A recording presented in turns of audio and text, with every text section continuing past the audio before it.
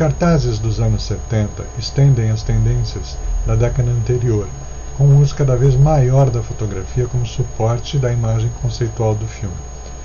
Com a popularidade de franquias como Star Wars, Star Trek, os fãs, especialmente do nicho de ficção científica, começam a se tornar ávidos colecionadores de memorabilia, incluindo os cartazes originais, e essa tendência se acirra daí por diante.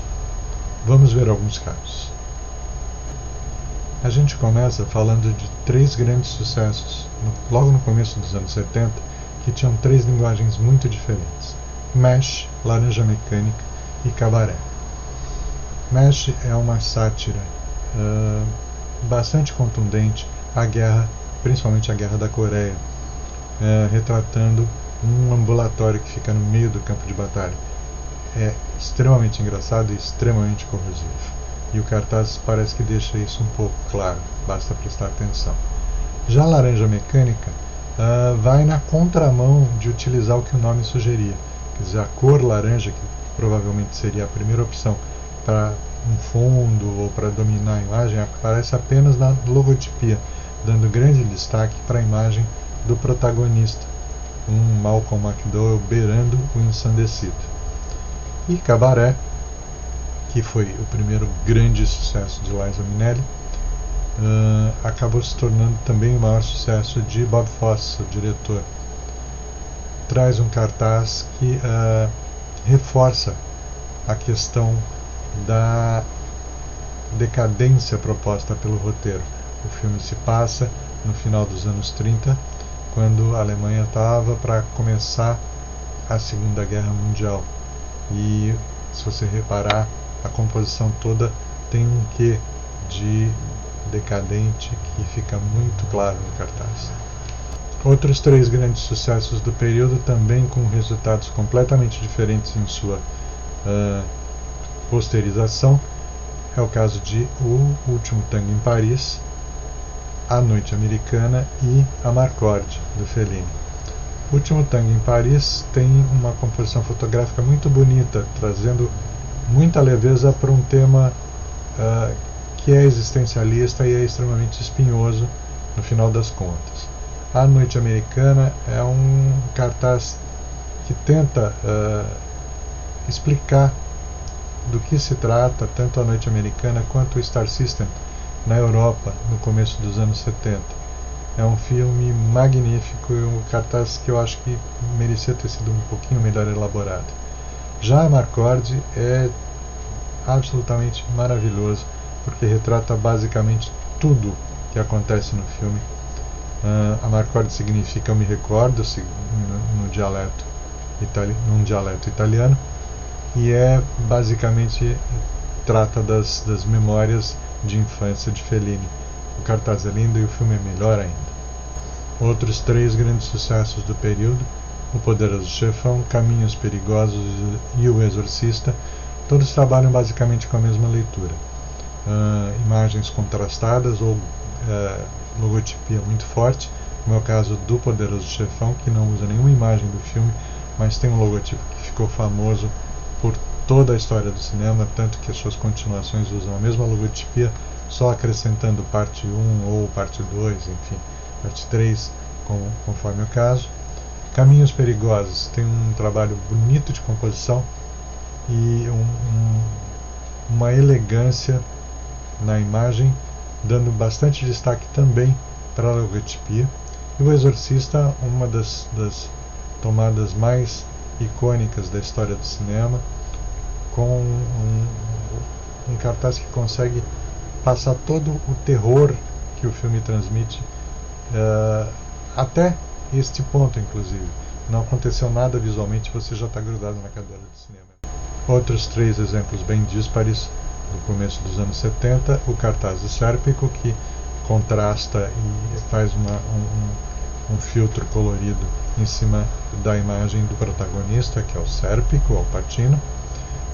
Chinatown, uma composição lindíssima, usando detalhes de um pouco de Art Deco, um pouco de Art Nouveau, numa composição valorizando tanto Faye Dunaway quanto Jack Nicholson, que são as 2 figuras principais do filme. e um cartaz do Foxy Brown, que era um daqueles filmes de blaxploitation do período dos anos 70 nos Estados Unidos, que tem uma linguagem muito parecida com uma série de cartazes que foram desenvolvidos por um gênio cartazista brasileiro, que é o Benício, basicamente no mesmo período aqui no Brasil. A gente vai ver isso mais pra frente um pouquinho.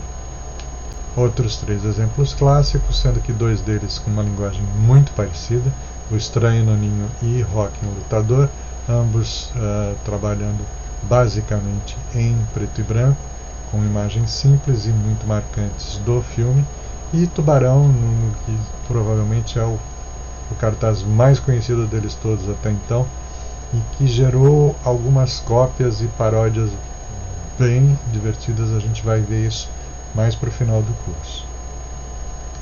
Aqui os temas duros e pesados intercalados com a comédia. A gente tem O Franco Atirador e Apocalipse Sinal, 2 clássicos do cinema de guerra dos anos 70, intercalados com A Vida de Brian, mais um ataque de nonsense do Monty Python, esse basicamente reproduzindo o cartaz de Ben-Hur. E fechando a década, a gente tem mais 3 exemplos de cartazes muito marcantes, tanto quanto seus filmes. Manhattan, um dos mais conhecidos trabalhos de Woody Allen e certamente um dos trabalhos gráficos para seus filmes dos mais conhecidos também. All the Jazz, o segundo grande sucesso de Bob Fosse no cinema, que também tem uma composição muito bonita, com esse lettering extremamente elaborado, que foi muito copiado no período, e a versão para o cinema do Milos Forman de Hair, com um cartaz que tenta usar a linguagem libertária que o filme tem. Eu acho que deixa um pouco a desejar, não chega lá exatamente. Nos anos 80 do século XX vem o desenvolvimento dos novos efeitos visuais nos filmes, que acabam impactando no tipo de imagens que são selecionadas para os fins promocionais. Além disso, a febre do home video traz novos tipos de pôsteres, que são desenvolvidos para serem usados nos pontos de locação e venda dos filmes. O enfoque da imagem promocional gera as bases do esquema adotado até os dias de hoje, com um trabalho cada vez mais coeso entre imagem e texto, preocupando-se assim com a divulgação de uma maneira mais global. Vamos ver. A gente começa com 3 exemplos muito icônicos: Touro Indomável, Apertem os Cintos, o Piloto Sumiu e Fama. São 3 filmes completamente diferentes, sendo que Touro Indomável é um drama extremamente pesado e tem um cartaz que reproduz muito bem o clima de todo o filme, que é mais uma vez a utilização do preto e branco com um lettering muito forte em vermelho aplicado sobre o fundo preto.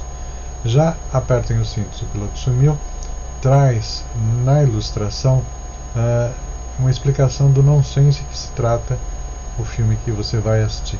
É uma ilustração extremamente divertida que tem muito a ver com o filme que ela representa.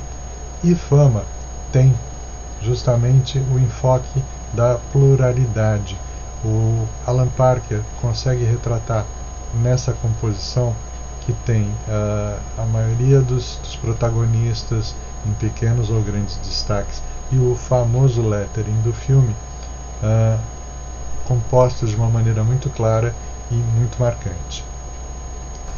3 grandes sucessos, 3 ficções científicas que basicamente têm o mesmo cartaz.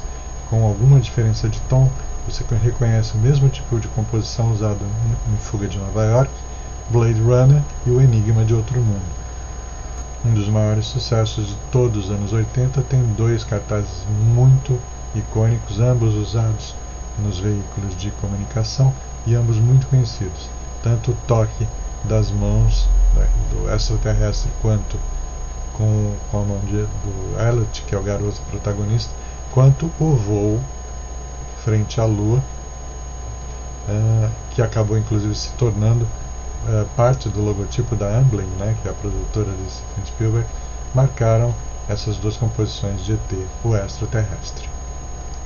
Outros 3 grandes filmes dos anos 80 e 3 memoráveis cartazes do período: o Amadeus, o primeiro deles, que é um tour de force do Milos Forman, um dos filmes mais redondos da história do cinema, muito bonito e com um cartaz muito marcante, muito forte. Era uma Vez na América, um belíssimo trabalho de fotografia transformado num cartaz muito interessante e memorável, e Dublê de Corpo, que é o filme do Brian De Palma, que emula um pouco os trabalhos, é uma grande homenagem ao trabalho de Hitchcock, com algumas reviravoltas bem ao gosto do mestre. E o cartaz também é muito interessante, apesar de nenhuma das duas figuras aqui serem realmente os atores do filme. Aqui você tem 3 versões da mesma história: Ligações Perigosas, Valmont e Segundas Intenções. 2 deles são quase consecutivos. Ligações Perigosas e Valmont foram lançados com um ano de diferença, sendo que Valmont praticamente afundou na bilheteria justamente porque ele saiu logo depois do Ligações Perigosas, que era mais atraente em termos de mídia. Trazia Glenn Close, trazia Michelle Pfeiffer, e era um filme mais poderoso nesse sentido. E Segundas Intenções é uma transposição do mesmo texto, trazido para o final dos anos 80, começo dos 90, e protagonizado por adolescentes. É também muito interessante, muito melhor do que dá para supor, olhando apenas para o cartaz. Com a introdução dos efeitos computadorizados da década de 1990, os cartazes começam a mostrar mais imagens fantásticas de locações e animais exóticos, permanecendo, porém, mais formulaicos, com os mesmos fundos fotográficos, os títulos na parte superior e as fichas técnicas na base, uma tipografia quase ilegível. Raros são os exemplos que fogem dessa regra. Vamos dar uma olhada. 3 momentos muito marcantes do começo dos anos 90, com os filmes Esqueceram de Mim, Os Bons Companheiros e O Silêncio dos Inocentes. 3 composições diferentes entre si, 2 bastante formulaicas, como a gente já acabou de dizer, que é o caso do Esqueceram de Mim e Os Bons Companheiros, e uma um pouco mais ousada, tendendo um pouco mais pro misterioso, que é O Silêncio dos Inocentes. Apenas assistindo-se ao filme a gente consegue entender a amplidão dessa fotomontagem da capa. Outros 3 filmes muito marcantes dos anos 90, Pulp Fiction, Forrest Gump e 4 Casamentos e um Funeral, têm 3 linguagens completamente diferentes. Pulp Fiction lida literalmente com uma capa daqueles romances baratos vendidos em banca de jornal, conhecidos nos Estados Unidos justamente como Pulp Fiction. Forrest Gump faz uso do protagonista num banco de jardim, que é o que ele gostava de fazer para contar histórias. Ele era um contador de histórias e é um dos cartazes mais copiados da história do cinema. A gente vai comparar com outros depois. E 4 Casamentos e um Funeral traz o casal de protagonistas numa daquelas composições que são praticamente irresistíveis para os amantes de comédias românticas. Aqui 3 cartazes que trabalham com o erotismo de uma maneira mais chique, digamos assim. Você tem Showgirls, que é um filme ruim com um cartaz sensacional, que tem uma composição muito bonita. O Povo contra Larry Flint, que dá uma leitura meio profana e ao mesmo tempo ácida a respeito do julgamento ao qual Larry Flint foi submetido nos Estados Unidos por ser considerado um pornógrafo. Curiosamente, ele faleceu há pouco tempo atrás, longe desse estigma que foi estabelecido na época. E o cartaz de striptease, para o qual a Demi Moore posou nua, sem revelar absolutamente nada, numa posição um tanto inverossímil, mas de uma composição muito interessante como resultado final. 2 cartazes para um dos filmes mais revolucionários do período, Trainspotting, num deles valorizando totalmente o trabalho de lettering, o texto, e o outro trabalhando com as personagens principais apresentadas para o público. Já para o final da década, 2 cartazes para o mesmo filme, Beleza Americana, um deles bastante sutil, esse primeiro, e o segundo extremamente forte, digamos até violento, em função do contraste da figura da garota adolescente nesta cama, nesse leito de rosas, que são as rosas vermelhas conhecidas como beleza americana. Uma composição sensacional, cartazes dos mais bonitos também. No próximo episódio falaremos das décadas de 2000 e 2010. Espero você. Até lá. A oficina Cinema em Cartaz foi viabilizada com recursos do Prêmio Alcides Mesquitinha, da Secretaria de Cultura de Santos, pela Lei Aldir Blanc. Muito obrigado.